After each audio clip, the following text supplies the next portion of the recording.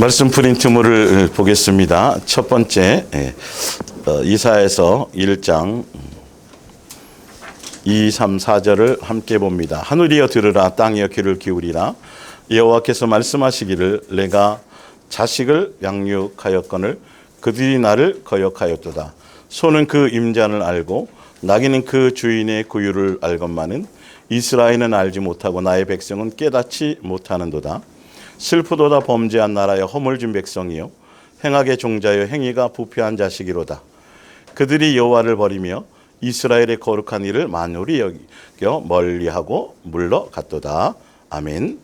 예수님의 몸된 교회와 심판대에서 슬피 울며 이를 갈지 않으려면, 지난주까지는 가는 이유에 대해서 말씀드렸지만 똑같은 말씀이에요. 그런데 우리가 구구단이 9436이잖아요. 9436 그러면 조금 탁 물어보면 처음에 막혀요. 그런데 49 그러면 금방 나온단 말이에요. 똑같은 답인데 좀 더 이 말씀을 들으면서 우리는 그러니까 좀 더 다시 정리를 하자면 다시 탕자가 되지 않으려면 이거예요. 성경은 계속 그 얘기를 해주고 계시거든요. 우리도 탕자였었어요? 아니었어요? 그렇잖아요. 그런데 성경은 너희가 탕자였었다. 탕자로 돌아온 것까지는 다 괜찮아요. 은혜 베푸신 거 다 괜찮은데 중요한 건 성경은 다시 탕자가 되지 말라는 거죠. 거기에 초점이 맞춰져 있어요. 알고 보면. 그런데 왜 다시 탕자가 될까? 탕자로 부모의 뜻과 마음을 알지 못해서 자기 정과 욕심을 따라 재산 받아갖고 나가서 다 탕진하고 돌아왔으면 이제는 아버지께서 베풀어 주신 그 사랑과 은혜를 깨닫고 아버지를 배우고 아버지를 공경하고 아버지와 함께하는 삶 가운데서 아버지를 닮아가는 자식으로 가면 되는데, 여전히 돌아왔어도 마음에 그렇지 않으면 언제 어느 때 또 탕자가 될 수 있다라는 거죠. 성경을 보면 예수님의 입장에서, 아버지의 입장에선 이 부분을 너무도 많이 강조하고 계신데, 그래서 너희는 나를 떠나서는 안 돼. 나를 놓치지 마. 내 안에 있으면 돼. 이 부분을 계속 강조하고 있는데 교회들이 그걸 아예 무시를 한단 말이죠. 그 첫 번째 단추의 문제가 뭐냐 하면 오늘 이사야서 1장의 부분 마찬가지. 이스라엘 백성이 400년 동안의 노예로 살다가 출애굽을 시켜주셨잖아요.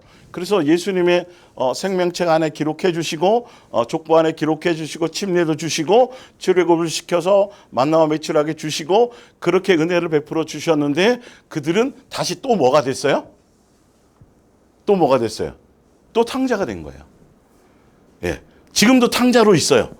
예, 그리고 탕자로 갔다가 또 돌아왔다가 또 탕자로 갔다, 이게 계속 반복되어 있는 거죠. 사실은 예수님이 그들에게 더 큰 은혜와 사랑을 주셔서 그렇지만 지금 출애굽 시켜주시고 탕자로서 예수님이 그 모든 걸 시켜주시고 하셨음에도 불구하고 이스라엘은 여전히 아직도 탕자로 있다라는 거죠. 이 부분에 대해서 그들이 근데 왜 탕자로 있으면서 다시 제대로 돌아오지 못할까? 다시 탕자가 되지 않아야 되는데 그 부분이 뭐냐 하면 정말 계속 지금 이사야서 1장부터 앞으로도 계속 이 구약 성경의 전체의 부분이 아주 크고 대단한 것이 아니고요.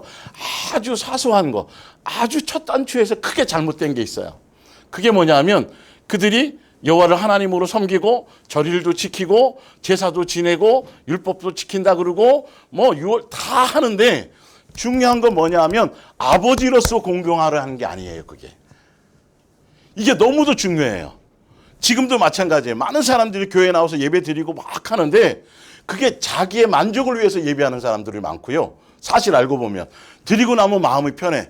드리고 나서 막 새벽 기도하고 뭐하고 막 부르짖고 나면 뭐 기도하고 뭔가 뭐 하고 나면 내 마음에 뭔가 어떤 만족이 있고, 이게 예수님에 대한 기준과 예수님의 목적성과 예수님이 기뻐하실 걸 따라가야 되는데 요즘에 설교 이게 기독교 가운데의 설교들이 뭐냐 하면 예수님을 통해서 자기 행복감을 찾는 것이 이 땅에서 자기 기쁨을 찾고 예수님을 통해서 종교생활을 통해서 신앙생활을 통해서 자기 만족과 자기 기쁨을 찾고 행복 찾는 것이 아니에요. 이 땅에서 우리는요. 여기는 행복의 근원이 없어요. 우리의 기쁨과 우리의 행복을 찾는 것이 아니라 예수님을 통해서 누구를 기쁘시게 하며 가야 돼요? 예수님의 기쁨에 우리는 편성해 가야 되고 내 기쁨이 아니라 예수님을 기쁘시게 하는 데 초점이 있어져야 되는 거예요. 그런데 나와서 뭐 하고 다 하는데 각자 마음이 틀려, 생각이 틀려, 목적성이 틀려. 예수님을 아버지로 자녀로서 내가 온전히 공경하고 경외하고 부족하지만 감사하고, 예, 자식들이 뭐 때가 되면 또 뭐 시간이 허락하면 아니면 적어도 명절이 되면, 예, 부모를 공경하러 가잖아요. 그 마음이 그렇죠. 어떻게 해서든지 기쁘게 해주려고, 그런 그 마음의 중심이 우리가 매주 평상시에 삶도 그래야 되지만 특별히 이렇게 예수님 앞에 나와서 예배하는 이 부분의 마음의 중심에는 우리는 누구에게 나오는 거예요? 아버지께 나오는 거예요. 다른 목적성이 없어요. 아버지를 기쁘시게 하고 아버지의 뜻을 알고 아버지의 마음과 생각. 그래서 이 말씀을 나누는 이 시간은 성경의 지식과 이론을 뭔가를 어떤 것들을 배우는 것이 아니고 아버지의 마음의 생각과 서로 소통을 나누는 시간이 되어져야. 근데 왜 아버지와 자녀의 관계가 안 되면 안 되는 이유가 뭐냐 하면 이게 변화가 없어요. 종교심으로 하잖아요. 뭔가 열심히 하고 충성하고 막 계속 부르짖고 응답도 받고 뭐 하는데 달라지지가 않아요. 내가 새로워지지 않아요. 근데 아버지와 자녀의 관계 안에 그 공경 안에 부족하지만 그 뜻 안에서 함께 그러니까 여러분들은 지금 다 같이 아버지로서의 섬기는 마음으로 예수님의 몸된 교회 안에서 그런 중심으로 예배하며 나왔다라면 여러분은 지금 다 무슨 족이요? 하늘나라 한 가족으로 가는 거예요. 이게 제가 목요일날 계속 말씀드렸잖아요. 어떤 마음과 어떤, 저는 안경 멋있어요. 예, 오늘 괜찮네요. 그거 딱, 예. 돋보기인데 어쨌든 오늘 그 돋보기가 아주 돋보입니다. 예. 하여튼 예, 그런 그 중심의 의도가 필요한. 근데 이스라엘 백성들은 나와서 뭐 다 하는데 송아지 잡아놓고 자기 만족과 즐거워한 것처럼 하긴 하는데 다 지키는데 아버지에 대한 공경과 존중과 경외의 마음이 없기 때문에 아버지의 뜻을 헤아릴 수가 없고요. 그러니까 아버지의 뜻에 귀를 기울일 수가 없어요. 그분이 말씀하시고 통해서 뭘 하시려는 것에 마음의 생각이 가지 않는 거예요. 그리고 여전히 우상처럼 자기의 만족과 자기의 무언가를 위해서 뭔가 하긴 하는데 멋대로 헛되이 그냥 하는 거예요. 그렇기 때문에 40년 동안 광야교회에서 예배를 드렸어도 한 번도 상달된 적이 없던 것이죠.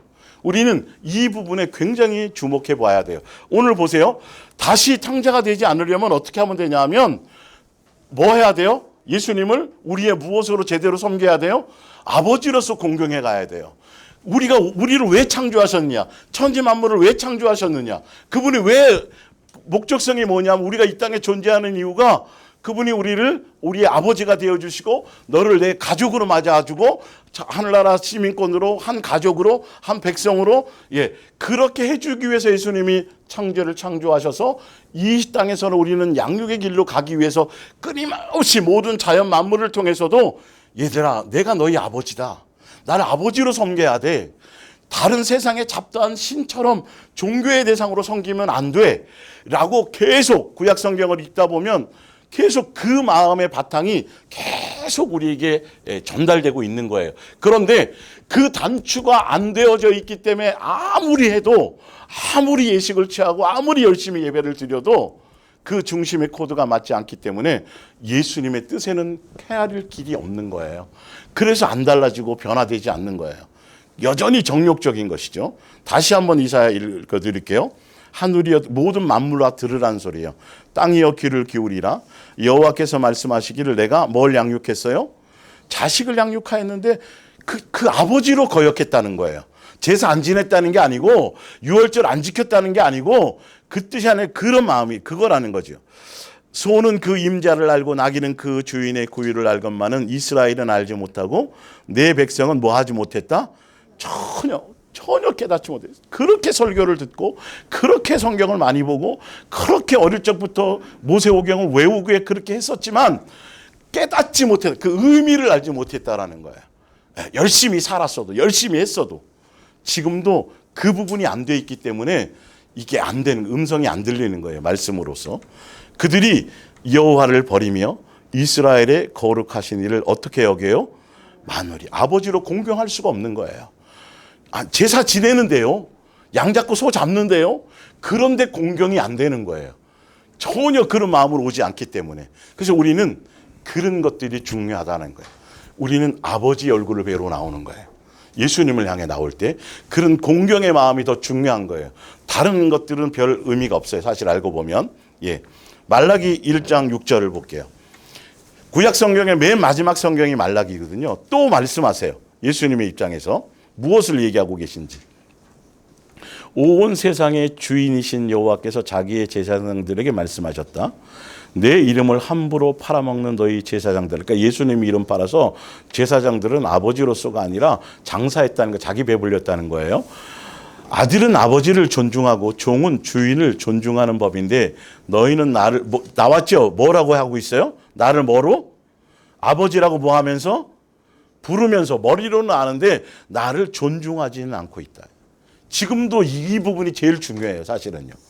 그 각도가 되어져야 이 말씀들이 그 아버지가 자녀를 위한 양육이요, 이 음성으로 들려지고 마음이 와닿기 시작한단 말이죠. 이 부분이. 예.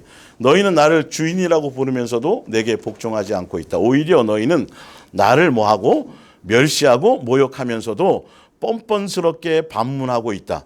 실제로 이 사람들은 모르고 있는 거예요. 예. 아버지께 관심이 없으니까, 아버지의 뜻을 모르니까 왜 우리가 뭐 예배를 안 드렸어요? 우리가 뭘 안 하는 게 있어요? 이러는 거예요. 자, 반문하고 있다. 우리가 도대체 주님을 모욕한 일이 무엇입니까? 이게 이제 환장하는 일이죠. 예수님 앞에 섰을 때 염소들이 막 대들 것처럼, 그죠? 언제 우리가 그런데 아닌 거예요. 첫 단추 자체가 잘못돼서 예, 아버지와 자녀의 관계로서의 그 길을 가지 못하는 거예요. 그러면서 너희는 더러운 제물들을 내 제단에 바칠 때마다 나를 모욕하고 있다. 뭐냐면 부모로서 내 자식의 형편이 넉넉지 않아. 넉넉지 않더라도 소고기가 아니더라도 닭고기든 관계없고 뭐 다른 거 관계없어요. 그러나 내 형편과 처지 안에서도 부모를 공경하는 뭐는 필요해요. 마음의 중심으로 따뜻한 물 한 잔, 예, 뭐 진수성찬이 안 들어, 그거면 되는 거잖아요. 그런데 이들은 그 공경함이 없으니까 이렇게 하면 요거 하면 된다 그랬잖아요. 이 양 잡으면 되고 이렇게 하면 되죠. 그리고 마음 없이 형식적으로 그 제물만 취하다 보니까 그냥 마음이 거기에 담기지 않았다라는 거예요. 40년 동안 너희가 너 제사한 거 제사 한 번도 안 했다라는 소리가 아니라 한 번도 아버지로서의 관계 안에서 마음을 들인 적이 없다라는 거죠. 여러분, 이건 너무너무도 중요한 거야. 예수님 앞에 섰을 때에 이 부분이 가장 핵심 중의 핵심이라는 것이죠. 그래서 성경을 보더라도 예수님이 뜻과 마음과 목적성이 있어서 예수님의 입장에서 성경을 보고 그 뜻을 따라가려고 해야 되는데 여기서 자기의 뭔가를 찾아내서 철학을 찾아내고 사상을 찾아내고 어떤 이념을 찾아내고 자기 필요와 자기 만족과 어떤 위안을 찾는 것을 하니까 전혀 이 말씀이 생명이 되질 않는 거예요. 수천 번 말씀을 들어도 아니 이스라엘 백성이 예수님에 대해서 복음을 못 들은 게 아니라고 말하잖아요. 로마서에 보면 믿음은 들으면서 나고 그런데 언제 그들이 듣지 않은 적이 있더냐. 전했어요. 선지자를 통해서 끝없이 했는데 그들이 그걸 받아들인 것이 아니죠. 마음에 다른 생각으로 가득 차져 있으니까 안 돼. 굳이 그 사춘기 때 보면 얘야 너 이러면 안 돼. 게임 좀 그만하고 공부도 좀 하고 막 이러잖아요. 그 얘기가 그때 들려요? 안 들려요? 안 들리잖아요. 그때. 그래 놓고 나중에 가서 그때 좀 다리 몽둥이라도 좀 뿌리틀어서라도 공부 좀 하게 하시지. 이러는 거예요. 나중에 가가지고는. 안 했겠냐고요. 예? 이거는 부모 자식 간에 연끈을 판이 돼버릴 수도 있는데, 집 나갈 수도 있는데, 그죠? 우리가 우리의 마음에 그런 것들이 예수님에 대한 그 마음의 중심의 코드를 못 맞추니까 아무리 예수님이 수없는 기회를 주어도 그들이 돌이키지 않는 거야. 그래서 그렇다면 우리는 어떻게 하면 된다? 예수님을 뭐로 섬기자? 아버지로 공경하자. 아버지로 존중하자. 실수하고 넘어지고 많이 부족하지만 그래도 아버지로서의 그 마음을 가지고 그 중심을 가지고 부족한 만큼 그 연약한 만큼 예수님께로 더 뭐하자? 가까이 나가자. 너희가 무엇이든지 값나가는 물건은 기꺼이 가져다가 하나님께 바치겠다 하고 큰 소리로 칠 때마다 나는 모욕을 당한다. 야, 재물을 원하는 게 아니야. 내가 니네들의 목숨을 원하는 게 아니야. 우리 어릴 때 보면 온유가 어쩔 줄 모르겠다. 예. 엄마 나 커갖고 나중에 엄마 집 큰 거 사줄게. 뭐 지금 아마 그런 막 이 공약을 하고 있을 수도 있어요. 예. 막 좋은 일 있고 기쁠 때. 예. 하여튼 근데 예수님은 그런 거예요. 네 마음에 전혀 나에 대한 그게 없으면서 아니 지금 엄마 말을 잘 듣는 게 더 좋아. 나중에 돈 많이 벌어서 그거 말고 지금 이건데 그들은 그렇게 살아왔어요. 종교적으로 아예 습관적으로 그렇게 살아온 거예요. 그러니까 야, 참 대단하다. 우리 같았으면 안 그럴 텐데 근데 우리도 지금 그 현주소 안에 사실은 있는 거예요. 마지막으로 제가 성경을 하나 이건 찾아드릴게요. 여러분 나중에 집에 가서 다시 한번 보세요. 현대어 성경으로 제가 읽어드릴 텐데 왜 이건 여러 번 들으셨지만 이런 각도에서 오늘 다시 내가 탕자가 되지 않으려면 그것의 초점에 성경의 바탕에 아버지께서 말씀을 통해서 우리에게 보시는 중심, 우리에게 무엇을 요구하는지 지금도 이 말씀은 동일하거든요. 예, 내가 잘해서 선행을 해서 내가 1등해서 내가 금메달 따서 내가 세상에서 유명해져서 그걸로 영광이 되는 것이 아니고 아버지께서 받으시는 우리의 영광과 우리의 것들이 무엇인지를 한 번 더 좀 볼게요. 예레미야서 7장 1절입니다. 여호와께서 예레미야에게 말씀하셨다. 너는 성전으로 가서 성전으로 들어가는 바로 그 입구에 예배당 입구에 서서 다음과 같이 외쳐라. 때 되면 막 물밀듯 밀어와요. 성전으로 예배 드린다고. 근데 뭐가 중요한지를 보라는 거예요 지금. 다음과 같이 외쳐라. 너희 유다 사람들아 이 말을 똑똑히 들어라. 주께 경배를 드리려고 이 문으로 성전에 들어온 모든 사람들은 귀를 기울여 들어라. 들어오기 전에 나가서 예배하기 전에 먼저 해야 될 것들이 있다는 거예요. 우리 앞뒤로 일단 인사부터 해야 되겠네요. 잊어버렸어요 제가. 예, 잘 오셨습니다. 사랑합니다. 감사합니다. 찬양합니다. 예, 잘 오셨습니다. 감사합니다. 마라나타. 예, 오늘 검지산이 어머니 또 이렇게 오셨네. 딸이 얼마나 엄마를 사랑하면 한 번이라도 더 이렇게 예배드리게 하신다고. 그렇죠. 또 건강한 모습으로 다시 또 뵐 수 있어서 감사합니다. 하여튼 봅니다. 3절이에요. 온 세상의 주인이신 이스라엘의 하나님 여호와께서 이렇게 말씀하셨다. 너희는 이제 너희의 생활 태도와 행실을 고치라. 그러면 너희가 이 땅에서 계속 거주하게 될 것이다.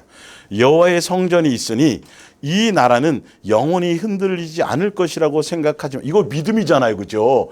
야, 성전이 있으니까 내가 교회 다니니까 내가 집사니까 내가 몇 년씩 믿었으니까 봉사도 하고 있으니까 당연히 예수님이 나 천국 데려갈 것이고 당연히 나를 어떻게 그걸로 생각지 말라는 거예요. 삶과 열매가 안 되면 예수님에 대한 실제적인 그 공경 안에 있지 않으면 그거는 아무 의미가 없다는 소리예요. 볼게요.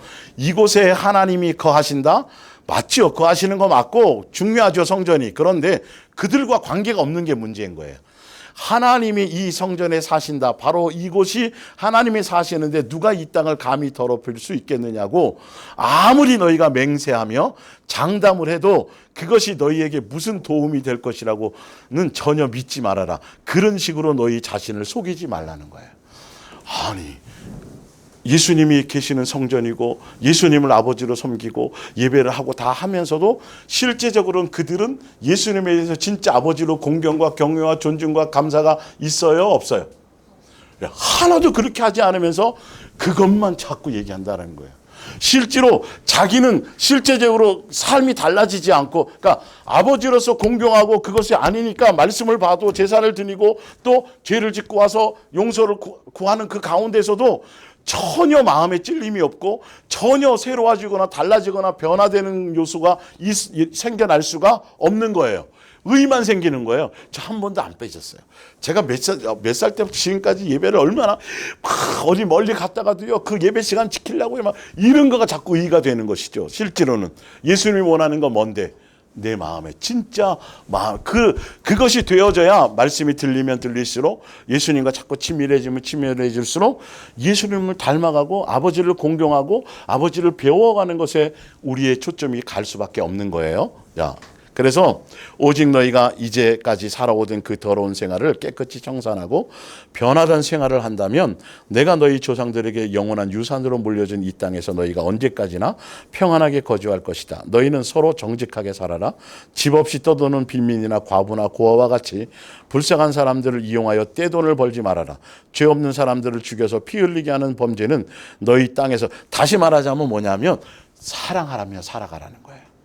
사랑의 그 계명을 따라가라는 겁니다. 자, 그리고 예레미야서 7장 계속입니다. 9절부터 이어볼게요. 너희의 일상생활을 되돌아보아라. 도둑질하고 살인하고 간음과 거짓 맹세와 바알신에게 제물을 바치고 너희와는 아무런 상관도 없는 이방의 다른 신들을 쫓아다니며 섬기는 아주 더러운 생활이 아니냐.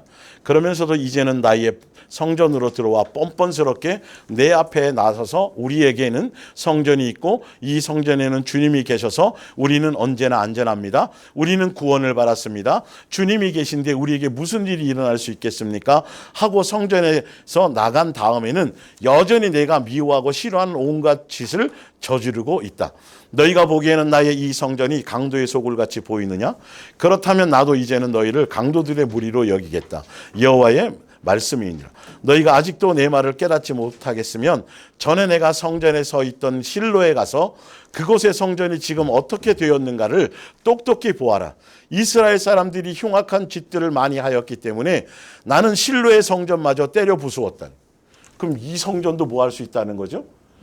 그게 의미가 아니라는 거예요. 실제로 지금 종교적인 생활 가서 맨날 반복돼, 그게 중요한 것이 아니라 내 삶에서 예수님과 실제로 어떤 관계를 맺으면서 어떤 곳에서 그것에 대한 동행하면서 예수님 뜻 안에서 아버지를 공경하며 내 삶이 아버지를 닮아가며 또 사랑이, 이것에 초점이 있어야 되는데 그들은 자기 기쁨, 자기 만족, 자기 뭔가를 위해서 뭔가를 열심히 했다라는 거예요. 성전 자체가 무슨 의미가 있냐는 거죠. 소용이 없다라는 겁니다. 예. 자, 21절을 볼게요. 21절. 온 세상의 주인이신 이스라엘 하나님께서 이렇게 말씀하셨다. 너희가 내게 번제물을 바치는 이유가 무엇이냐? 차라리 그 짐승들을 가져다가 화목제물로 잡아서 너희끼리나 그 고기를 나누어 먹어라.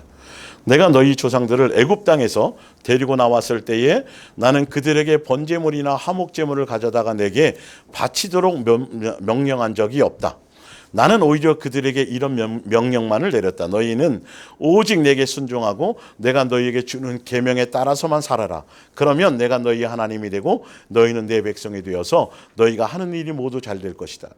분명히 십계명 주시고 이렇게 살아라고 말씀하셨잖아요. 그런데 예수님 지금 하시는 말씀이 뭐냐 하면 형식적으로 나와서 양 잡고 소 잡고 뭐 하고 뭐 하는 그걸 내가 너희들에게 요구한 적이 없다라는 거예요. 오늘 이 말씀처럼 너희가 나를 공경하고 사랑하고 존중하는 마음으로 실수하고 넘어질 수도 있겠지만 사랑하라는 그 계명을 붙들고 아버지에 대한 중심을 가지고 나와서 하는 그것에, 그 뜻에, 그 말씀에 순종하려고 하는, 그 뜻대로 살려고 하는 그것의 중심을 가진 그 공경의 마음을 원하시는 거였는데 그건 하나도 없이 그냥 내일 여호와의 절 이렇게 송아지 만들어 놓고 다 멋대로 생각해 놓고, 그것도 늦게 일어났어요, 일찍 일어났어요? 일찍 일어났단 말이에요. 근데 이 일찍 일어나는 이걸 사람들이 자꾸 여기에 그냥 빠져버리는 거예요. 그냥 열심히 추수감사절 지키라고 말씀한 적도 없고 성경에서 뭐 한 적도 없는데 그냥 지네들끼리 만들어 놓고 하면 좋을 것 같아 갖고 농사 짓지도 않아요. 도시인데도 뭐에다가 농작물 사다가, 이 도대체 이게 우상 그거지. 아니 시골에서 그나마 그것밖에 없을 때 그냥 그 표현으로 혹시 하는 거면 모르는데 그래 놓고 똑같아요. 지금 이것들이 지금 이렇게 행하는 행위가 교회에 얼마나 많은지 알아요? 그 안에 그 열심 때문에 막 으쌰으쌰하고 막 자기는 즐겁고 뭐 대단한 것 같은데 전혀 엉뚱한 길로 가는 거예요. 제발 그러지 마라. 문 닫아버려라. 저런 마음으로 오려면, 저런 행위로 하려면 하지 말아라는 거예요. 예배의 핵심, 우리 삶의 부분의 중심. 그래서 어떤 의도와 목적으로 주신 그 의미를 알고 거기에 순종하는 마음으로 목소리에 귀를 기울여 청종하는 뜻으로 가야 되는데 의미는 하나도 생각하지 않고 그냥 그 예전에 제가 많이 비유로 써드렸잖아요. 이 받아쓰기나 영어 단어 시험 봐가지고 틀리면 선생님이 이 종이에다가 100번씩 써오라 그래요. 그 우리는 또 머리가 있으니까 볼펜을 3개씩 묶는단 말이에요. 테이프는 묶어갖고. 온유야 그거 따라하지 말라고 또 목사님한테 배웠다 그러면 안 된다. 그런 건 안 배워도 돼. 의미도 모르고 그냥 막 해서 숙제해왔어 이러니. 선생님 가슴 아프죠. 그러고 사는 거예요. 그리고 잘해. 또 시험 보면 그것이 틀린 것이 다시 맞아요, 안 맞아요? 안 맞지요. 100번을 쓰면 뭐하고 1000번을 쓰면 뭐하냐니까. 그 의도대로 가지 않으니까 달라지지 않는 거예요. 맨 예배만 나오면 뭐하냐니까요. 예, 우리는 당연히 그것도 중요하고 더 중요한 거 있잖아요. 그거 다 플러스해서 예수님의 몸된 교회 안에서는 아버지로서의 공경과 중치의 마음으로 나오면 이 한 사람 한 사람 어쩌다 만나는 이 사람들 아니요 기부스를 이 목발을 짚고 와야 될 판인데도 서울 그러면 한 사람 한 사람이 뭐로 보여요? 가족으로 보인단 말이에요. 근데 그게 아니면 좀 믿음 있는 체하고 잘난 체 하려고 굳이 집에서 좀 쉬지 이렇게 은혜 받는 사람이 있다니까요. 그 종교적인 데서는. 그래요 안 그래요? 이 사단이 그렇게 한다니까요. 교회 보내기는 절대 그러면 안 돼요. 항상 격려하고 항상 칭찬하고 항상 사랑을 나누고 뭔 말인지 알죠? 이게 기본적인 분위기가 그게 기본으로 깔려져 있어야 되는데 교회가 그렇지 않아요. 끝없이 경쟁하고 끝없이 자랑하고 끝없이 시기하고 하는 부분들이 그 마음으로 1000만 명이 모이면 뭐예요? 뭔 말이 아시겠죠? 본질을 따라가자라는 거예요. 그래서 우리가 다시 창자가 되지 않으려면 진짜 자녀로서 부족한 자녀로서 아버지를 공경하고 경외하고 존중하는 마음으로 그런 마음으로 이 부분들이 중심을 갖고 가라는 뜻이죠. 자, 로마서 1장 22절을 볼게요. 하나님 없이도 예배 드리고 제사 드리고 하면서도 그들의 마음에는 이런 마음이에요. 하나님 없이도 현명하게 될 수 있다고 주장하면서 그와는 반대로 완전히 어리석은 인간으로 살아가는 거예요. 예. 자, 고린도전서 10장 1절입니다. 형제들아 나는 너희가 알지 못하기를 원하지 않으노니 2절에 모세에게 속하여 다 구름과 바다에서 세례를 받고 침례를 받고 다 같은 신령한 음료를 먹으며 다 같은 신령한 음식을 먹으며 다 같은 신령한 음료를 마셨으니 신령한 반석으로부터 마셨음에 곧 그리스도라. 중요한 건 여기에 머물러 있으면 안 된다는 거예요. 이제는 어떻게 해야 돼요? 아버지를 기쁘시게 하는 단계로 아버지의 뜻을 따라서 순종하며 아버지를 배우고 무슨 말인지 알죠? 내가 세례 받았어. 나 집사직분이야. 이런 것에 기본에 머물러 있지 말고 이제는 더 나은 대로 예수님을 닮아가는 대로 뜻을 순종하는 대로 그렇게 가야 다시 뭐가 되지 않을 수 있다. 탕자로 다시 돌아가지 않을 수 있다. 볼게요. 5절에 그러나 그들의 다수를 하나님이 기뻐하지 않으셨으므로 그들이 광야에서 멸망을 받았느니라. 히브리서 3장 1절입니다. 함께 하늘의 부르심을 받은 거룩한 형제들아 이제는 누구를 깊이 생각하며 살아야 돼요? 그렇죠. 돌아왔으니까 이제는 언제 또 어떻게 한몫해서 나가지가 아니라 이제는 어디에 집중해야 돼요? 그렇죠. 그래서 이 말씀을 주시는 거예요.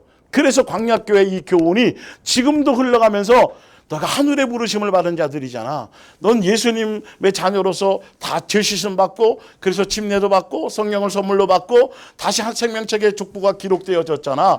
그렇기 때문에 이제는 다른 생각하지 말고 누구를 예수님을 항상 언제나 예수님을 생각하고 예수님을 깊이 생각하고 예수님께 마음을 두며 그렇게 살아가야 된다. 그렇지 않으면 또 뭐가 될 수 있다? 장담할 수 없다. 예수님이 조금 전에 말씀했잖아요. 성전 니네들이 그 건물을 의지하고 그걸 했던 거 봐봐라. 니네들 거기서 예배를 안 드려서 내가 무너뜨린 게 아니라 드렸지만 그거 다 무너뜨렸잖아. 지금 네가 의지하고 너희들이 하고 있는 이 성전도 어떻게 될 수 있다? 무너질 수 있다. 무너질 수 있다. 우상이 다른 게 아니라니까요. 정말 예수님에 대한 바른 관계 안에서 진짜 어떤 중심으로 하느냐에 대한 부분을 캐치하셔야 돼요. 자, 볼게요. 그래서 광야에서 시험하던 날에 40년 동안 기회를 주셨지만 거역하였던 것 같이 우리가 이제는 다시 탕자가 되지 않으려면 우리의 마음이 뭐 해야 돼요? 완고해지면 안 돼요. 부드러워져야 돼요. 뭔 말인지 알죠? 자꾸 내 마음이 딱딱하게 타락한 마음이, 경직된 마음이 자꾸 은혜의 끼가 있고 용서의 끼가 있고 자비의 끼가 있고 예수님적인 것들로 계속 조금씩 넓어지고 녹아져가고 이런 것들이 내 기준으로는 많이 더딘 것 같지만 그거 말고 누가 하세요 그걸? 예수님이 내 시간표에 맞춰 하고 계시는 거예요. 그걸 묵묵히 기다려줄 수도 있어야 되는 것이죠. 때를 맞춰서 뭘 자꾸 봐라. 내 마음보를. 내 마음보를. 내 마음보를. 나이가 들어 늙어가면서 세상적으로도 더 은혜의 끼가 넘쳐야 되는 거예요. 뭔 말인지 알죠? 예수 그리스도로 말미암아 실제로 여러분들이 마음이 완악해지면 안 돼요. 그래야 예수님의 음성을 들을 수가 있고 돌이킬 수 있어요. 10절에 그들이 항상 마음이 뭐 되었어요? 미워. 우리가 이걸 점검하는 거예요. 그래야 다시 탕자가 되지 않을 수 있어요. 그래서 요한복음 8장 12절에 보면 예수께서 또 말씀하셨어요. 또 전에 바로 전에 무슨 말씀을 하셨어요? 내가 너의 죄를 묻지 않는다. 현장에 가늠하다 잡혔지만. 그러나 다시는 뭐 하지 말라? 죄를 범하지 말라. 근데 여기에 초점들이 없어요. 그냥 교회 나왔으니까 그냥 열심히 여기 닭이 반쪽짜리 복음에 속아갖고 사람들이 전혀 영양가 없는 짓들을 하고 있는 거죠. 분명히 예수님은 다시는 죄를 짓지 말라는 거예요. 그래서 다시 탕자가 되지 않는 길, 죄를 짓지 말라 그러고 또 거듭하여 말씀해 주시기를 방법까지 말씀해 주는 거예요. 볼게요. 나는 세상에 뭐니? 빛이니. 우리가 예수님의 자녀라면 우리도 빛된 자녀처럼 살아야 될 거 아니에요? 자, 잘 안 돼도 그렇게 살아기를 초점을 둬야 돼요. 그래야 예수님이 역사해 주세요. 나를 따르는 자는 어둠에 다니지 아니하고 뭘 얻어요? 생명의 빛을 얻는다. 그러면 빛이 딱 있으면 껌껌하다가도 불을 딱 켜면 어둠이 한꺼번에 사라져요, 안 사라져요? 예.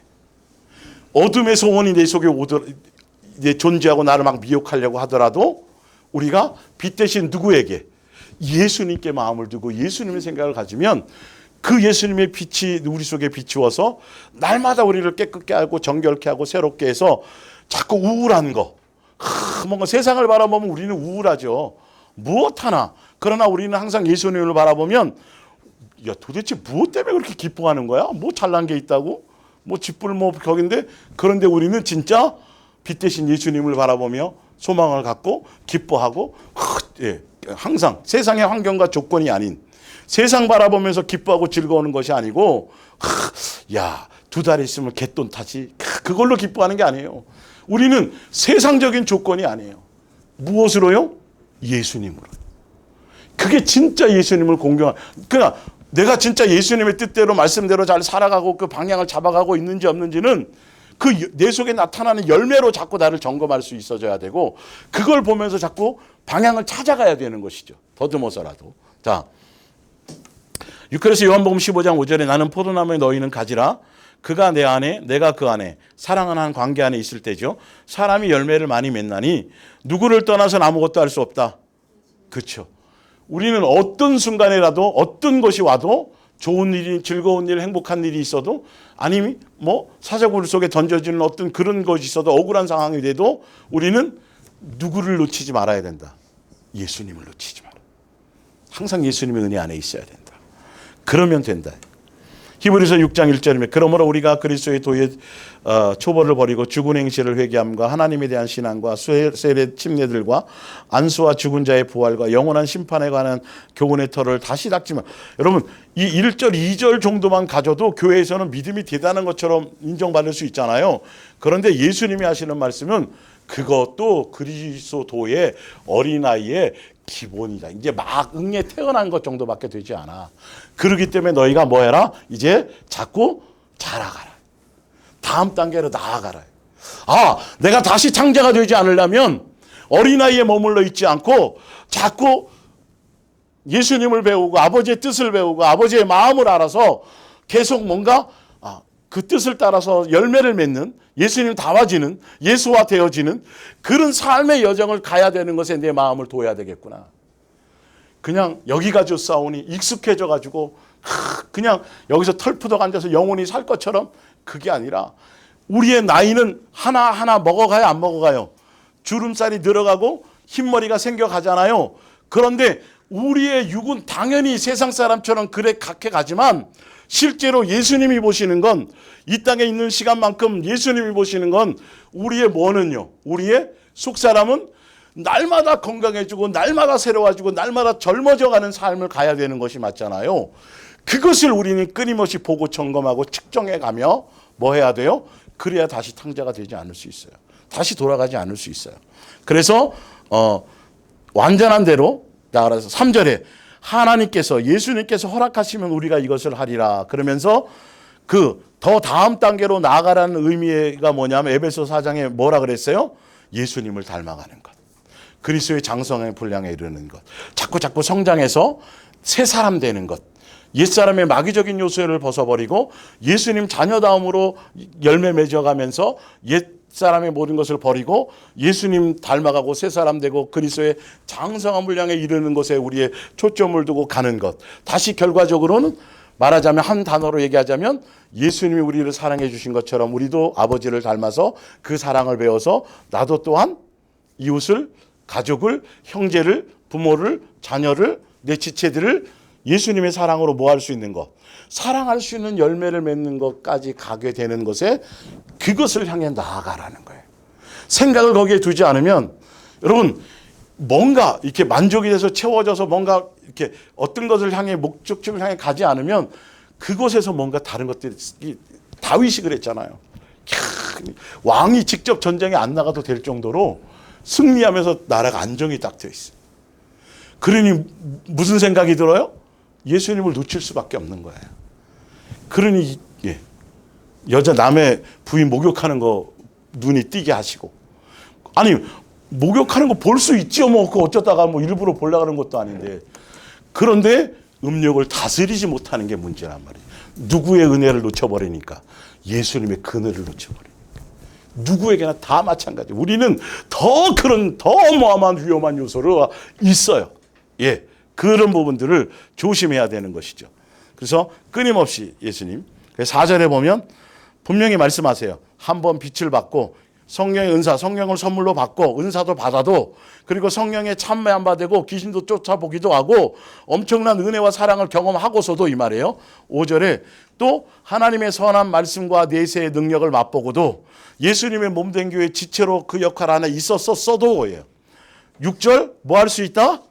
타락할 수 있다. 그러고 나서는 기회가 없다는 거예요. 이 의미와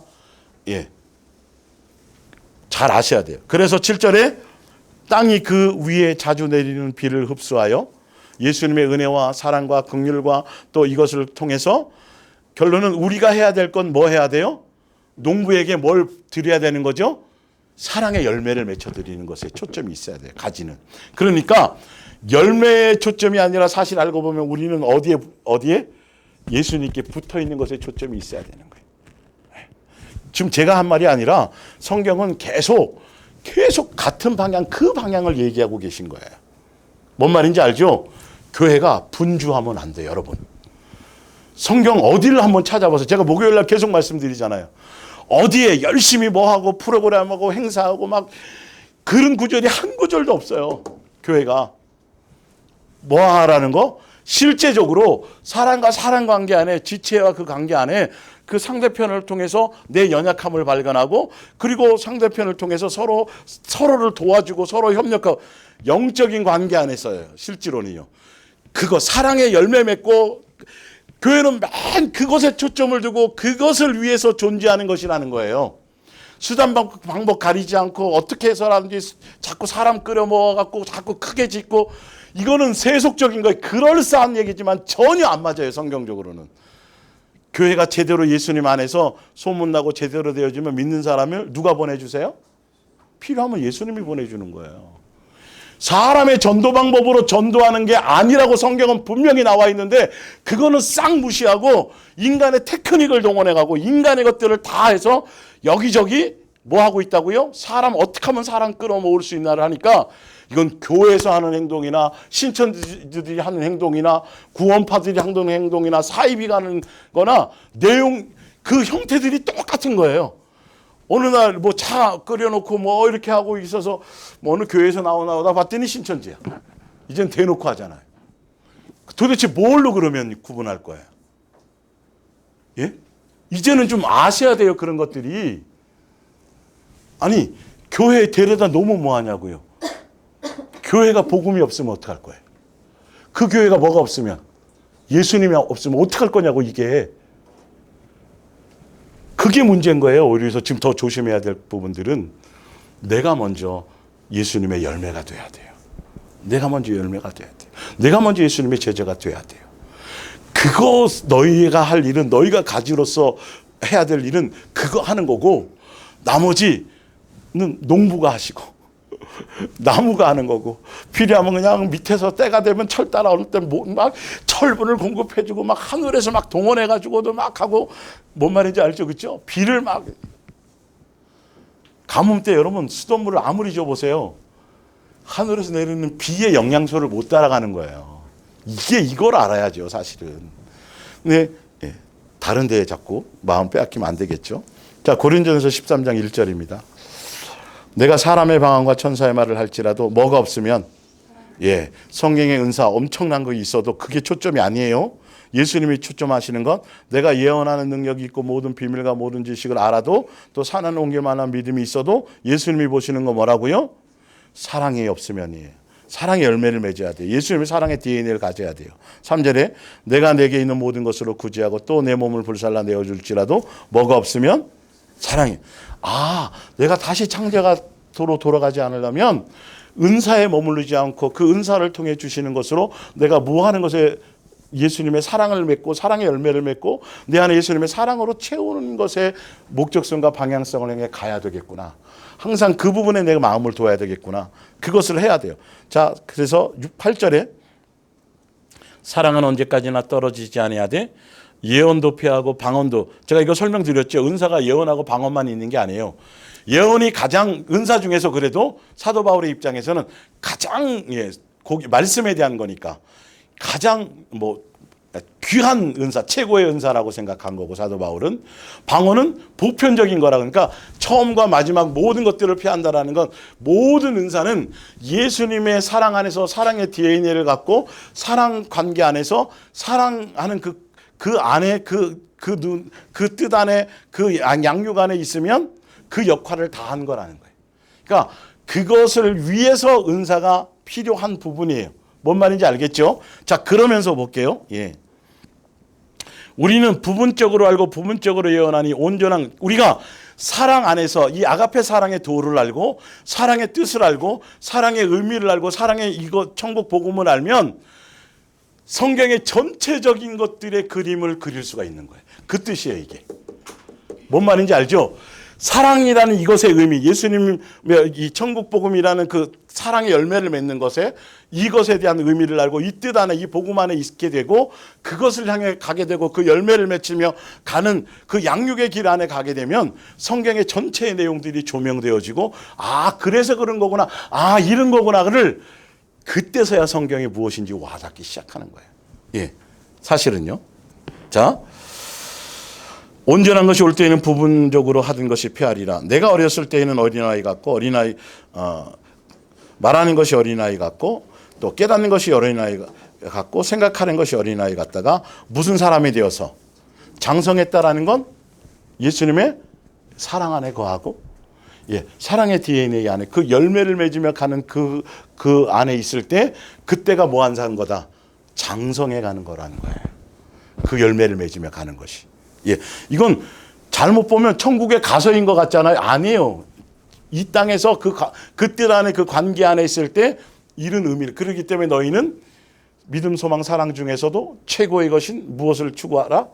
사랑을 향해 가라, 이 뜻이에요. 그래야 우리는 다시 뭐가 되지 않을 수 있어요? 탕자가 되지 않을 수 있어요. 자, 그래서 요한일서 3장 8절을 볼게요.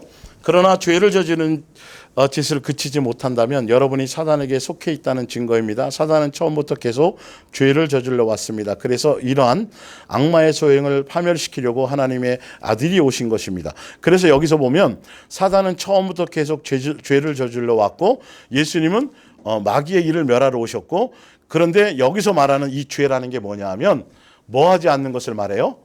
사랑하라는 계명을 지키지 않는 것. 사랑하라는 목적성을 향해 가지 않는 것. 그게 죄예요. 여러분 정확하게 아셔야 돼요. 자, 그러면서 뭐라고 말하냐면 9절에 하나님의 가족으로 새롭게 태어난 사람은 하나님의 생명이 그 안에 자리 잡고 있기 때문에 죄를 자라게 할 어떤 요소도 없습니다.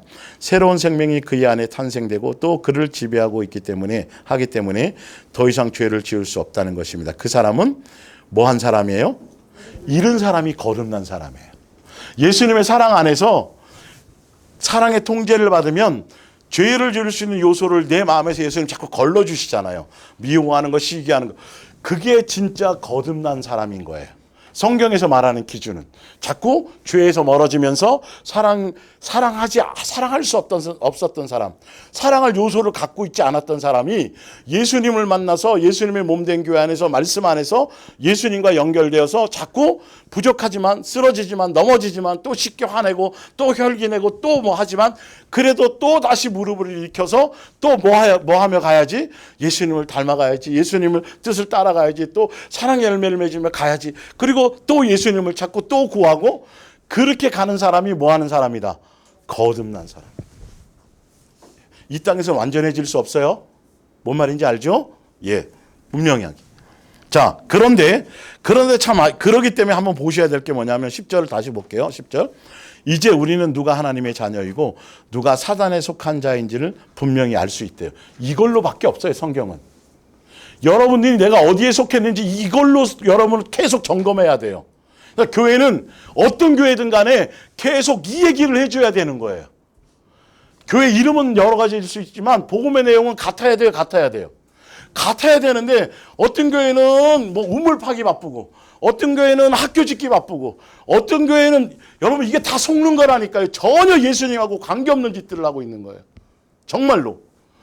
어느 교회든지 간에 다 누구 닮아가라. 예수님 배워라. 예수님처럼 사는 것에 예수님 닮아가는 것에 예수님 성경은 계속 그렇게 얘기하고 있잖아요. 그런데 뭐 교회에서 축제하는 거, 뭐 바자회 하는 거, 뭐 이런 거 하다가 삐져갖고 싸워갖고 교회 안 나오고 이게 교회냐니까요. 이게 추수감사에서 카타타 하다가 그렇게 열심히 했는데 누가 삑사리 나갖고 틀렸어. 그냥 욕 바가지로 먹는 거예요. 응? 아니 도대체 왜 틀려갖고 그냥 망쳐놓느냐고. 그게 망친 게 아니잖아요. 그 인간의 입장. 그건 교회가 아니라니까요, 여러분. 이게. 그래서 음정박자 다 해갖고 안 틀리고 하면 예수님이 받는 걸로 착각하고 있고 누가 만족해갖고 자기네들끼리 만족해가지고. 응? 우리 여러분 이게 정말 막 사단에게 수없이 놀아나는 거예요. 예수님 안에 있다고 착각하면서. 성경은 아주 세밀하게 아주 디테일하게 여기에 놀아나지 말라고 그렇게 기록해 놓으신 거예요. 이 말씀이라는 것들이. 그 부분들을 보고 가야 돼요. 자, 볼게요.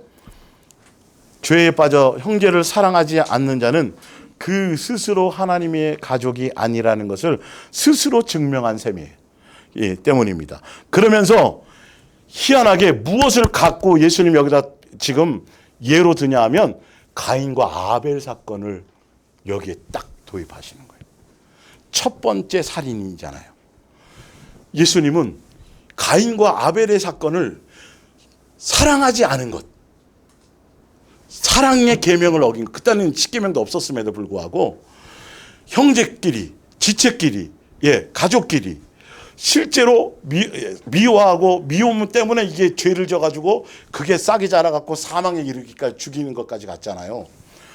예수님이 이 계명에 대한 것들을 말씀하시면서 바로 가인과 아벨의 사건을 여기 등장을 시켜서 예를 들고 말씀하시다는 거예요. 그 창세기 초반의 얘기를. 왜 가인이 사랑하라는 것, 당연히 사랑했어야 돼도 불구하는데 형제인데도 불구하고 왜 죽였느냐는 거예요. 그 뒤에도 나와요. 야, 너 완색이 변한다, 변해 있다. 너 네 마음에 좀 위태로워. 예? 이게 개인적으로 제가 어떻게 얘기하다 보면 권면할 때가 있어요. 그걸 잘 듣고 이게 이렇게 하면 잘 뛰어넘는데 해도 안 되면 그냥 문제가 될 수 있는 거예요. 그냥. 그런데도 안 먹혀. 예수님이 직접 나타나갖고 누구에게? 가인에게 얘기해줘요. 근데도 안 돼요. 안 돼요. 도대체 사랑하라는 그 계명을 지키지 못하고 죄를 다스리지 못하고 죄의 소원은 있지만 안색은 약간 변할 수 있죠. 예, 집을 짓게 만들면 안 된단 말이에요. 새가 거기 해서 잠깐 지나가다 똥 맞을 수는 있잖아요. 어떠다가 그 영국의 속담처럼. 근데 와가지고 여기서 집을 짓고 영원히 살게 만들면 안 돼요. 순간 내가 놓칠 수 있고 우울할 수도 있지만 그러나 그것을 자라나게 하면 안 되는데 그 말씀을 하고 계시죠. 근데 도대체 이유가 뭐냐는 거예요. 원인이 뭐냐는 거예요. 그거 먼저 한번 볼게요. 일단 우리는 가인과 같은 인간이 되어서는 안 됩니다. 그 11절부터 우리가 서로 사랑해야 한다는 것은 여러분이 처음부터 들어온 교훈입니다. 그러니까 사람이 이 땅에 태어나는 날부터 이거는 그냥 기본으로 예수님이 우리에게 주신 계명과 마찬가지예요. 서로 사랑하라는 이 계명. 우리는 가인과 같은 인간이 되어서는 안 돼. 그는 사단에게 예속되어서 동생을 죽인 자입니다. 그가 왜 동생을 죽였습니까? 자기는 악한 일만 계속해 왔는데 비해 동생의 생활이 훨씬 올바르다는 것을 알았기 때문이 아닙니까? 참 아이러니하죠. 예, 그런데 보세요.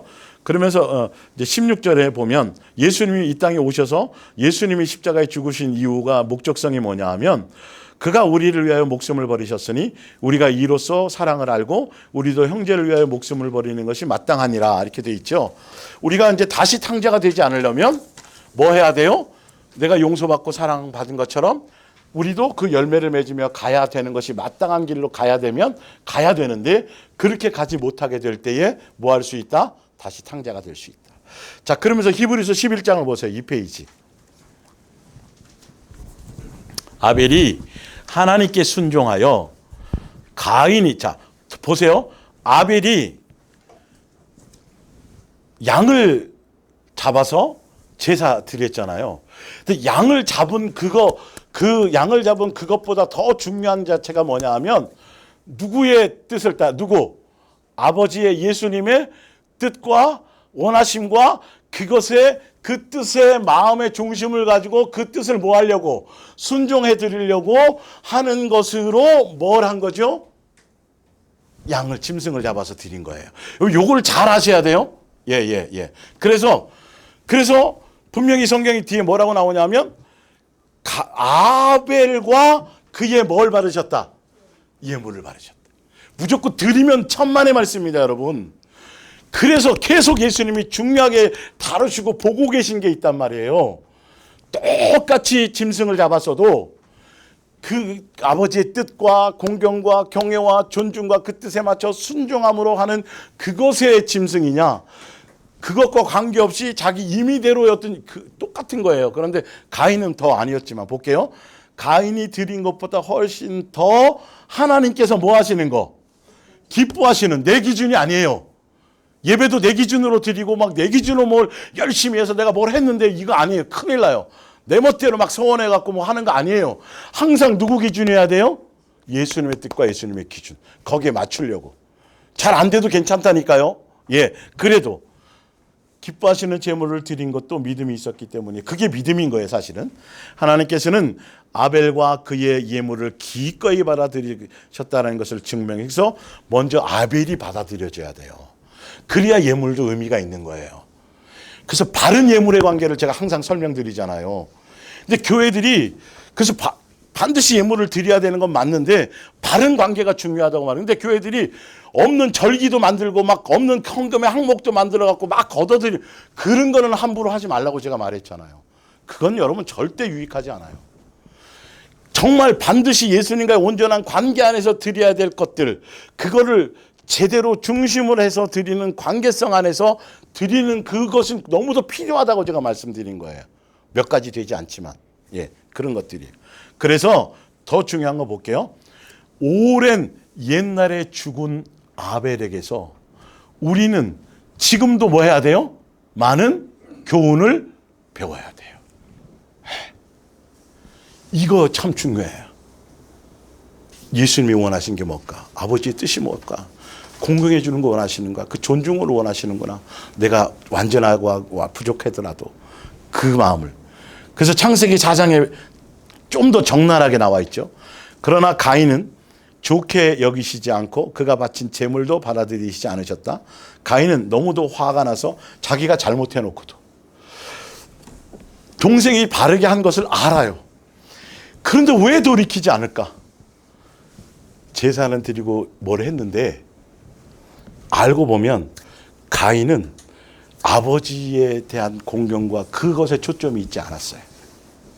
자기의 만족인 거예요. 정성이 짐승 키우는 게 정성이 더 많이 들어요? 농사하는 게 정성이 더 많이 들어요? 농사하는 게 사실 정성이 수없는 공정의 과정을 자기가 이렇게 정성 들이고 내가 무엇이 부족하나이까 이거죠. 근데 아버지가 그게 코드가 안 맞춰져 있으니까 내 것만 자꾸 생각하는 거야. 내가 뭐 안 해드린 게 있고 내가 뭐. 근데 아버지는 얘기했어요. 그게 아니고 나는 이걸 원한다고 했는데도 불구하고 그거는 하등에 마음에 두지 않은 거예요. 멋대로 해놓고 나서도. 그래서 동생이 하는 것들을 보면 맞다고 알면서도 돌이키지 않고. 자, 볼게요. 자기 스스로 삐진 거예요. 자기 욕망 때문에. 자기 멋대로가. 자, 얼마나 자존심이 세고 얼마나 완악하고 얼마나 강팍하면 말씀 앞에서도 안 돼요. 예수님이 얘기해도 안 되는 거예요, 이게. 그러면 다시 탕자가 되는 거죠. 볼게요. 가인은 너무도 화가 나서 안색이 변화했습니다. 우리 안색을 점검하세요. 6절. 그러자 여호와께서 가인에게 이르셨습니다. 무엇 때문에 그렇게 화를 내느냐? 어째서 안색이 변화했느냐? 내가 잘하였다면 어째서 내가 내 재물을 받아들이지 않겠느냐? 누구가 원인이라는 거예요? 가인이 네가 원인이야. 그러면 그랬군요. 뭘 몰라서 부족해서 그랬다라면 이제라도 알게 돼서 감사하네요. 돌이킬게. 이러면 되는데 그런 마음이 아니었다니까요. 완전히 관계성이 없었다니까요. 멋대로 하는 거였다니까요. 아버지로가 아니라 그냥 우상처럼 한 거예요. 내가 이렇게 지성 들이고 정성 들이고 내가 이만큼 노력 들이고 하면 뭔가 보상을 주시고 뭐 이룰 거일 텐데 그런 마음으로 지금 교회 생활하는 사람들이 기독교적인 종교 생활하는 사람들이 얼마나 많은지를 여러분 명심하셔야 된다라는 거예요. 장담하지 못해요. 언제 다시 또 좋을 때 그럴 때는 뭐 목숨을 다 바칠 것 같고 순교할 것 같고 막 교회에 뼈를 묻을 것 같고 별짓을 다 하지만 그냥 조금만 어떤 일이 있으면 그냥 욕하고 돌아서지 않으면 다행인 거예요. 이게 인간이란 자체가.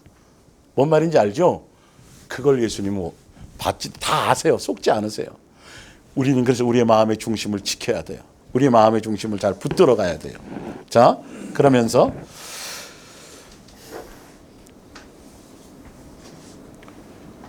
어째서 고개를 들지 못하느냐? 내가 못된 생각을 갖고 있다면 죄가 내 마음의 문 앞에 도사리고 앉아 있다가 급기야는 너를 집어 삼키고야 말 것이다. 그러니 너는 마음을 뭐 해라? 자, 이렇게까지 말씀해 줘. 다스리라고. 안 돼요. 근데 여러분. 예수님께 마음의 중심에 코드를 맞추지 않으면 이게 안 생겨요. 8절. 그때 가인은 아벨에게 아벨아 우리 함께 들판으로 나가자꾸나 죽이려고 벌써 계획을 이거는 이게 가중처벌돼요. 계획적인 살인이에요. 우발적인 살인이 아니에요. 계획적인 살인이에요. 경고했음에도 불구하고 그 형과 아우 두 사람이 함께 들판에 있을 때 형이 가인이 갑자기 자기 아벨에게 돌아서서 그를 쳐 죽였도다. 요한복음 13장 34절 새 계명을 너희에게 주노니 서로 사랑하라. 내가 너희를 사랑같이 너희도 서로 뭐하라. 이 계명을 따라가야 돼요. 이 방향을 따라가야 돼요. 다시 히브리서 1장 4절이 사랑하는 자들아 하나님이 이같이 우리를 요한일서 4장 11절이에요. 사랑하는 자들아 하나님이 이같이 우리를 사랑하셨은즉 우리도 뭐 하는 것? 사랑의 그 열매를 맺는 것으로 그걸 목적성을 향해 방향성을 해 가야 다시 탕자가 되지 않을 확률이 있어요. 히브리서 10장 22절 우리가 마음의 뿌림을 받아 악한 양심으로부터 벗어나고 몸은 맑은 물로 씻음을 받았으니 참 마음과 온전한 믿음으로 하나님께 나아가자. 24절 하나님께서 우리에게 베풀어 주신 모든 일에 응답하여 우리도 서로 돕고 친절히 대하며 선한 일을 힘써 행합시다. 예수님이 이렇게 큰 죽으시고 피 흘리시고 성전의 휘장을 찢어주시고 자기 살을 찢어서 우리를 살려주시고 우리를 용서해 주시고 우리를 탕자로 받아주셨지만 그렇지만 뭐 할 수 있다? 다시 타락할 수 있다. 이거 정말 여러분 명심하고 또 명심하고 또 명심하셔야 돼요. 26절 우리가 진리를 아는 지식을 받고 짐짓 죄를 범한 즉 다시 속지 않은 제사가 없고 하물며 하나님의 아들을 짓밟고 자기를 거룩하게 한 언약의 피를 부정한 것으로 여기고 다시 탕자로 돌아간다면 말이죠. 은혜의 성령을 욕되게 하는 자가 당연히 받을 형벌은 얼마나 더 무겁겠느냐. 너희는 생각하라.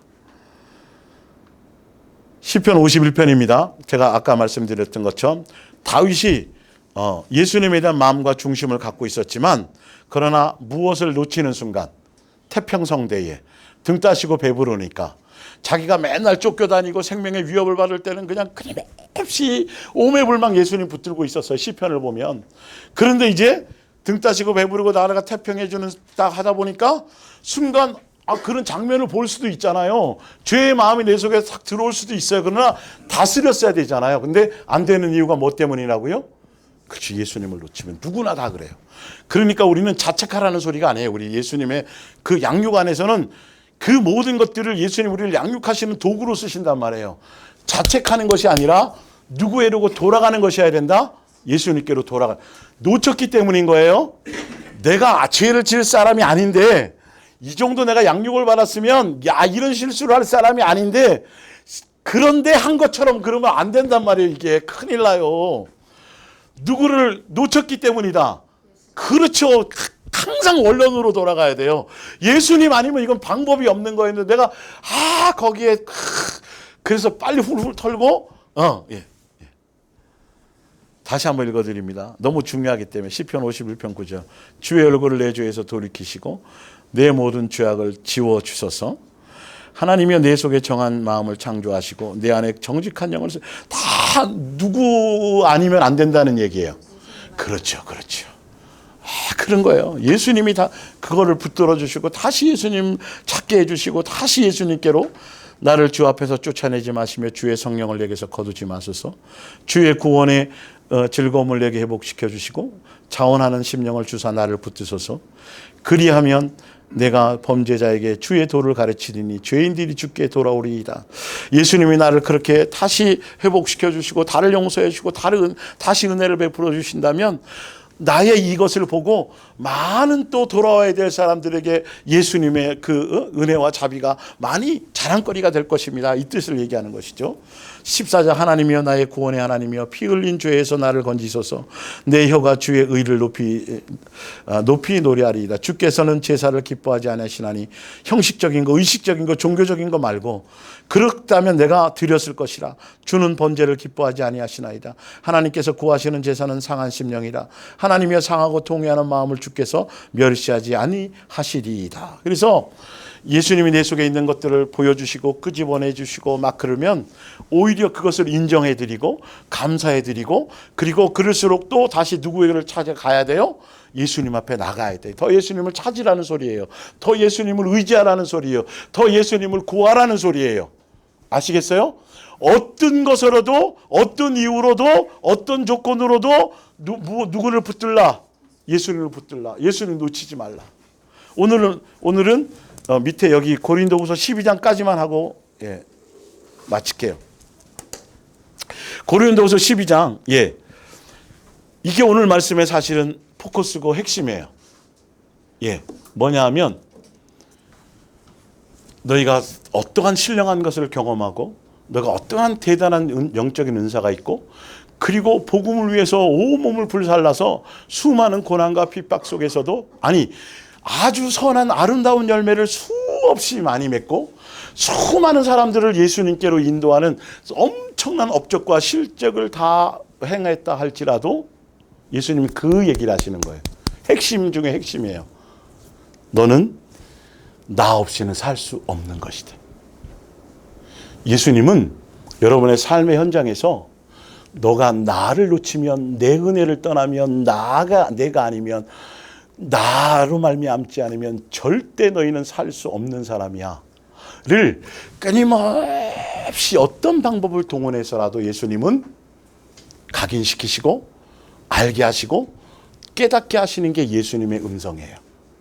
그런데 뭐 종교적이고 뭐 어떤 걸 통해서 뭘 좀 드러내고 뭐 좀 열심히 해드리고 뭐 하고 막 하늘의 신령함을 경험하고 뭐 어떤 대단한 것을 깨닫고 이걸 통해서 자꾸 스스로를 드러내고 잘난 체하고 뭐 선줄로 생각하고 자꾸 뭔가 예수님을 놓칠 수 있는 어떤 빌미적인 요소가 내 속에서 있거나 그런 환경이 조성되는 걸 여러분 철저하게 배격하셔야 되고, 그거는 진짜 사악하고 간교한 사단의 전략인 걸 알아서 여러분이 눈을 떠서 그것을 속지 말고 미혹당하지 말아야 돼. 근데 종교적인 교회들이 여기에 다 속아서 다 놀아나고 있어요. 그거 나타나면 교회 난리 나요. 그거 좀 뭐가 되면 막 엄청난 뭔가가 된 것처럼, 아시죠? 이게 얼마나 위험한 거고 예수님이 어떤 것에 초점이 있는지를 모른단 말이에요. 자, 고린도전서 후서 12장까지 거기만 읽고 오늘 마칩니다. 그 이후에 사도 바울이 낙원에 이르러 가지고 어느 누구도 경험해 보지 못한 걸 실제로 예수님 만나고 말 듣고 막 엄청난 걸 도저히 이로 상상할 수 없는 실제적인 영적인 경험을 했어요. 우리는 이거 하면 그냥 난리 나죠, 그죠? 그런데 예수님의 핵심을 보시란 말이에요. 그 일이야말로, 그 엄청난 일이야말로 내게는 크나큰 실제로 사도 바울에게도 자랑거리인가 맞아요. 하지만 내놓고 떠벌리고 다닐 마음은 없습니다. 참 마음이 제대로 중심이 됐죠. 내가 자랑하고 싶은 것은 다만 내가 나약한 인간이라는 것과 이런 나를 당신의 영광을 위해서 불러주신 하나님이야말로 얼마나 위대한 분인가 하는 것입니다. 참 중심이 제대로 돼 있죠, 사도 바울이요. 그런데도예요, 예수님의 입장에선 6절, 내가 비록 이런저런 자랑을 한다 해도 그것이 모두 사실이니까 어리석은 것이나 거짓말은 아닌 거죠. 되지는 않을 것입니다. 그러나 사람들이 나를 내 생활과 설교에서 실제로 보고 드는 것 이상으로 과장할까 싶어 그만두겠습니다. 잘했어요, 그죠? 예수님이 또 말씀하셨고 잘한 거예요. 7절, 다만 이 말을 진짜 사도 바울이 하고 싶은 얘기가 있는 거예요. 다만 이 말을 덧붙여 두고 싶습니다. 하나님께서는 내가 이런 경험을 했지만 이런 마음의 중심을 갖고 교만하지 않으려고 그러고 이런 생각도 갖고 있고 이런 것이 내 마음에 있었지만 내가 봤더니 예수님은 얼마나 더 철저하게, 얼마나 더 강력하게 나를 보호하시고 나에게 대해서 하려고 했던 그 의도가 있었던 걸 나중에 발견했다라는 걸, 이걸 전하고 싶은 거예요. 저도 마찬가지고 여러분에게. 자, 다만 이 말을 덧붙이고 싶으면 하나님께서는 내가 그 놀라운 경험 때문에 교만해질까 봐 지금 현재 그렇지 않은데도 내 몸에서 가시로 찌르는 것 같은 병을 주셨다는 사실입니다. 그 병은 사단의 사자가 되어서 내가 교만해지지 않도록, 예수님은 사단은 우리를 미혹하고 넘어뜨리고 그러려고 존재해요. 그러나 예수님은요, 그거를, 사단의 그 역할을 아주 선한 방법으로, 선한 도구로 우리를 뭐 하는데, 성장하고 예수님 닮아가고 사랑의 열매를 맺는 것에 역으로 사용하는 도구로 쓰신다는 것. 그러니까 여러분, 털푸덕 앉아서 좌절하고 낭망하시면 안 돼요. 예수님이 그걸 사용해서 그 실수로, 다윗의 그 실수로 다시는 그렇게 되지 않도록 하는 기회를 쓰신 것처럼 봅니다. 그 병은 사단의 사자가 되어 내가 실제로 교만하지 않도록 나를 괴롭히고 고통받았어요. 나는 그 병에서 회복되기를 3번이나 간절히 하나님께 빌었습니다. 그때마다 하나님께서 이렇게 말씀하셨습니다. 안 된다. 그러나 내가 너와 함께 있으마 내게 내리는 은총은 그것으로 충분하다. 내 능력은 약한 사람에게 가장 잘 나타난다. 이제 나는 내 약한 것을 기쁘게 자랑합니다. 우리는 뭐 자랑해야 돼요? 약한 거, 실수한 거, 넘어지는 거, 아직 잘 내 속에 남아있어서 옛사람의 찌꺼기를 통해서 내 속에 자꾸 드러나서 그것이 밝혀질 때 그것을 자랑하고 기꺼이 예수님께 나갈 수 있어야 돼요. 그러니까 지체들끼리 해도 요거 이 모습 드러내면 나를 어떻게, 이런 건 안 좋은 거예요. 예수님 앞에 있기 때문에 부끄러움 가지지 마세요. 기도 제목도 내놓으세요. 당당하게 자꾸 요구하세요. 그게 겸손한 사람이에요. 그게 진짜 어린아이 같이 순전한 사람이에요. 척하는 게 가장 위험한 거예요, 여러분. 내 모습 그대로를 드러내는 거예요. 부족한 걸 표현하는 거예요. 사도 바울에게도 예수님이 그걸 가르치신 거예요. 볼게요. 나의 힘이나 능력을 나타내 보이기보다는 그리스도의 능력을 생활로 증거하는 것을 기쁘게 여기십니다. 이거 아주 핵심입니다. 내 뭔가가 아니에요. 예수님의 역사하심을. 10절에 나는 모든 것이 그리스도를 위한 것임을 알기에 그 가시도 모욕도 고통도 박해도 어려움도 온전히 기쁘게 받아들입니다. 내가 약할 때 내가 강하기 때문인데 누구 때문에 강해요? 예수님 때문에. 내가 약할수록 무력해질수록 나는 그만큼 더 예수님을 뭐해요? 이거예요, 이거. 여러분, 이게 정답이에요. 이거를 장착하셔야 돼요. 엄청난 열매를 맺어갖고 막 해도 예수님의 영광을 받고 계셔도 항상 나는 뭐 해야 돼요? 예수님의 은혜로 사는 거야. 은혜 아니면 아무것도 아니야. 나의 어떤 것들이 막 되는 것보다 내가 자꾸 예수님 안에서 낮아지고 겸손해질 때 오히려 예수님이 더 의지하게 되는 능력을 갖게 될 때 그게 진짜 영광스러움이에요. 그 안에 있어야만 다시는 뭐 하지 않아요? 탕자가 되지 않을 수 있어요. 이해가 되시죠? 자, 오늘 여기까지 하고 말씀을 합니다. 기도하겠습니다. 예수님 사랑합니다. 부족하고 연약하고 둔한 입술이지만 기록된 말씀을 함께 나누고 공유했습니다. 예수님께서 주신 이 말씀의 내용들을 예수님의 사랑하는 지체들에게 합당하게 가르치시고 알게 하시고 깨닫게 하시고 설명해 주시옵소서. 그리고 오늘도 예수님을 사랑하고 공경하고 존중하는 마음으로 예수님께서 귀한 예물을 예수님께 드릴 수 있도록 허락해 주셔서 감사합니다. 아벨과 그의 예물을 받으셨던 것처럼 우리와 또 우리의 마음과 예물을 함께 받아주시는 기꺼이 받으시는 예물이 되게 도와주시옵소서. 감사하며 예수님의 이름으로 축복하며 기도 올리옵나이다. 아멘.